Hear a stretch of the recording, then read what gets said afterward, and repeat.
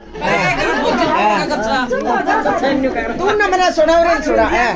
उसके घराली ने बोली ओ बड़या ओ आनंद का भाई मेरा तो बहुत सोना लग गया वो। नहीं बोले अच्छा बोले कच्चे में अच्छा सोना लग गया। बोले हाँ बहुत सोना लग गया। बोले आई नो करिए यो कच्चा पैर के हमारे गांव चला जाए।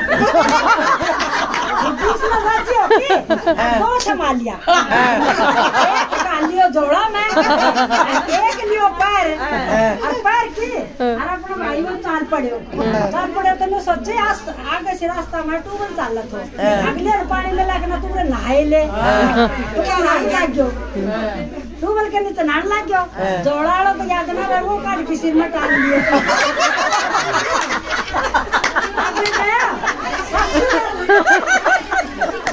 सासू ने देखा जो माया सासू मुंह करके मुंह फेर जब मेरे सासू मुंह फेर ऐसा फिर